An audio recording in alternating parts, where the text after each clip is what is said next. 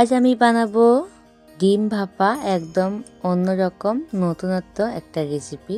নমস্কার বন্ধুরা, রিতা অফিসিয়াল চ্যানেলে সবাইকে স্বাগতম। সকল বন্ধুকে অনেক অনেক ভালোবাসা। সবাইকে অনুরোধ করবো প্লিজ একটা লাইক দিয়ে ভিডিওটা দেখা শুরু করবে সবাই। আর ভিডিওটি কেমন লাগে অবশ্যই সবাই কমেন্টে বলবে। কে কোথা থেকে আমার ভিডিওটা দেখছো কমেন্টে বলে যাবে। আর তোমাদের সুন্দর সুন্দর কমেন্ট পেলে কিন্তু সত্যি এরকম ভিডিও বানাতে খুবই উৎসাহিত করে। আর এরকম দুর্দান্ত স্বাদের এই ডিম ভাপা রেসিপিটি তোমরা একবার হলে কিন্তু বাড়িতে ট্রাই করবে। চলো, প্রথমে আমি এখানে বসিয়ে দিয়েছি একটা কড়াইতে দিয়ে দিচ্ছি জলটা গরম হতে হতে আমি এখানে ডিমগুলোকে একটু ফেটিয়ে আমি এখানে 3টে ডিম নিয়েছি। তোমরা তাহলে বেশি কম নিতেই পারো, অসুবিধা নেই। আমি এখানে 3টে ডিম নিয়েছি আর ডিমগুলোকে ভালো করে একটুখানি আমি ভালো করে এখন সবগুলো ডিম আমি কিন্তু মিশিয়ে নিচ্ছি। আর এরকম নিত্য নতুন ভিডিও পেতে অবশ্যই আমার চ্যানেলটি সাবস্ক্রাইব করে বেল আইকনটি কিন্তু অল করে রাখবে, যেমন আমি ভিডিও দিলে সবার আগে তোমরা ভিডিওগুলো পেতে পারো। আর সুন্দর সুন্দর কমেন্টে কিন্তু বলে যাবে। নতুন বন্ধু হয়ে থাকো প্লিজ চ্যানেলটি সাবস্ক্রাইব করবে। আর সকল বন্ধুকে অনুরোধ করবো লাইক দিয়ে ভিডিওটা কিন্তু দেখা শুরু করবে। আর দেখো আমি এখানে একটা ছোট থালায় কিন্তু আমি ডিমগুলোকে নিয়ে নিয়েছি। আর এখন হচ্ছে আমি দেখো জলটা কিন্তু একদম ভালোভাবে কিন্তু ফুটে উঠেছে। আর এখন আমি হচ্ছে যে ডিমটা রেখেছিলাম না, এটা এখন এখানে বসিয়ে দেব। দেখতে পাচ্ছ বসিয়ে দিয়েছি। আর এখন আমি হচ্ছে এটাকে ঢাকা দিয়ে রাখবো। বেশিক্ষণ লাগে না, জাস্ট 3 থেকে 4 মিনিট এটাকে আমি ঢাকা দিয়ে রাখছি। ফিরে আসছি 3 থেকে 4 মিনিট পর। আর এই কয়েক মিনিটে কিন্তু এখন আমার ডিমটা কিন্তু ভালো করে কিন্তু ডিমটা সিদ্ধ হয়ে যাবে। একদম দেখো চলে এসেছি। আর দেখতে পাচ্ছ ডিমটা কিন্তু একদম খুবই সুন্দরভাবে হয়ে গেছে। আর এখন হচ্ছে আমি এটাকে নামিয়ে নেব। আর ডিমটা একদম দেখতে পাচ্ছ কত সুন্দরভাবে হয়ে গেছে। মাত্র 3 থেকে 4 মিনিটে কিন্তু হয়ে গেছে, বেশিটা সময় লাগে না। আর এখন আমি নামিয়ে নিয়েছি। আর এখন এটা একটু হালকা যখন ঠান্ডা হয়ে গেছে তখন আমি এটা ছুরির সাহায্যে চারপাশটা একটু উঠিয়ে নিচ্ছি।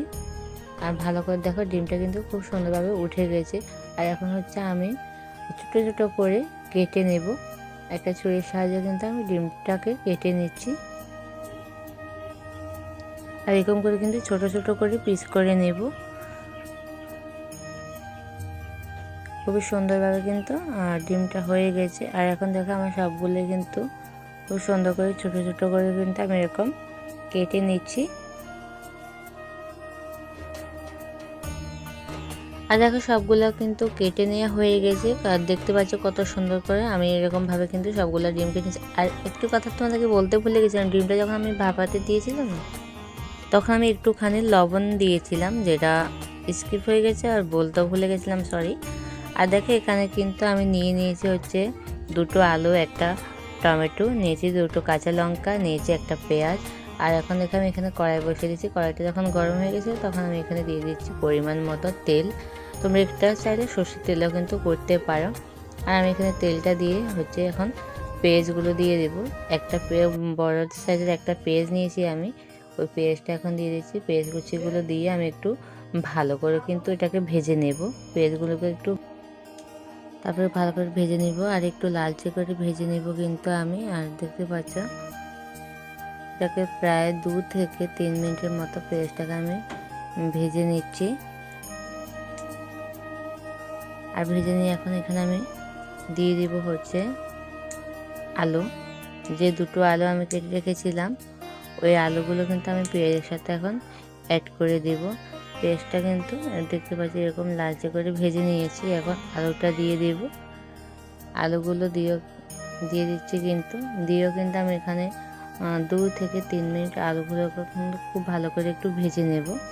আর দেখো পেঁয়াজের সাথে আমি আলুটাকে কিন্তু একদম ভালো করে মিশিয়ে নিচ্ছি, ভেজে নিচ্ছি।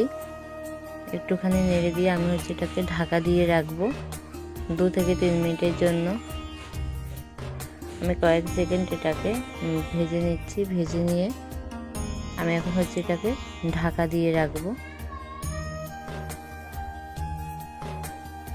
এখন ঢাকা দিয়ে রেখে দিচ্ছি 2 থেকে 3 মিনিটের জন্য। ফিরে আসছি 3 মিনিট পর। দেখতে পাচ্ছ এরকম করে ভাজা হয়েছে। এখন হচ্ছে আমি এখানে দিয়ে দিব, একটুখানি মিশিয়ে নিয়ে আমি এখানে দিয়ে দিব টমেটো। যে টমেটোটা আমি কেটে রেখেছিলাম ওই টমেটোগুলো এখন এর সাথে দিয়ে দেব। টমেটোগুলো দিয়ে আবার একটুখানি ভালো করে কিন্তু আমি মিশিয়ে নিচ্ছি। মিশিয়ে নিয়ে কিন্তু আলুটা কিন্তু প্রায় আমার সেদ্ধ হয়ে এসেছে। আর মিশিয়ে নেওয়ার পর এখানে হচ্ছে আমি এখন দিয়ে দিব হচ্ছে 1 চা চামচ লবণ।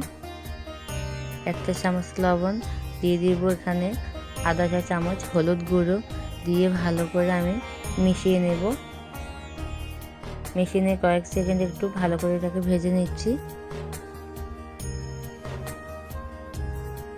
ভেজে নেওয়ার পর এখানে দেখো খুব সুন্দর কিন্তু একটা কালার চলে এসেছে। আর এখানে হচ্ছে আমি এখন দিয়ে দিব হচ্ছে মশলা।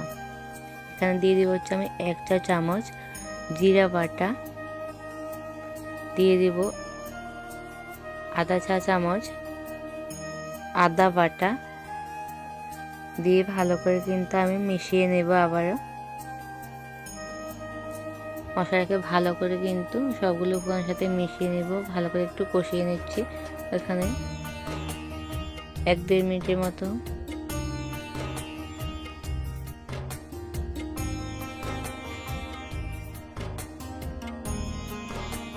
এ পর্যায়ে কিন্তু ভালো করে কিন্তু আমার সবগুলো উপকরণ মেশানো হয়ে গেছে। আর এতে হচ্ছে আমি এখন দিয়ে দিব হচ্ছে আধা চা চামচ গুঁড়ো লঙ্কা গুঁড়ো দিয়েছি আধা চা চামচ দিয়ে একটুখানি কষিয়ে তারপর আমি এখানে দিয়ে দিব জল। আমি এখানে দিয়ে দিয়েছি হচ্ছে 200 গ্রাম জল। জলটা দিয়ে ভালো করে আমি এখানে ঢাকা দিয়ে রেখেছিলাম 2 থেকে 3 মিনিটের মতো। ঢাকা দিয়ে রেখে দেখতে পাচ্ছ কত সুন্দরভাবে কিন্তু একটা কালার হয়েছে এখন। আর এখানে কিন্তু এখন আমি দিয়ে দিব ভাপিয়ে রাখা ডিমগুলো এর সাথে এখন দিয়ে দিচ্ছি। দিয়ে আমি এখন এটাকে হচ্ছে ভালো করে একটু মিশিয়ে নেব।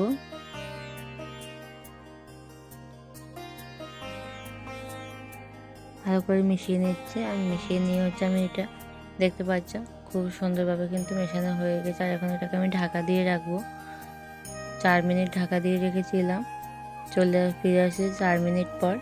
4 মিনিট পর দেখতে পাচ্ছ কত সুন্দরভাবে কিন্তু হয়ে গেছে। আর এখন হচ্ছে এখানে আমি একটুখানি আবারও নেড়ে নিচ্ছি। আর দেখতে পাচ্ছ রান্নাটা কিন্তু আমার কমপ্লিট। আলুগুলো কিন্তু খুব ভালোভাবে সেদ্ধ হয়ে গেছে। সব কিছু কিন্তু খুবই সুন্দরভাবে পারফেক্টভাবে হয়েছে। তোমরা অনেকভাবে কিন্তু ডিম ভাপা খেয়েছো সর্ষে দিয়ে, বাট আমি বলবো একবার হলো এরকমভাবে কিন্তু ডিম ভাপা করে খাও, দেখবে দুর্দান্ত লাগবে খেতে।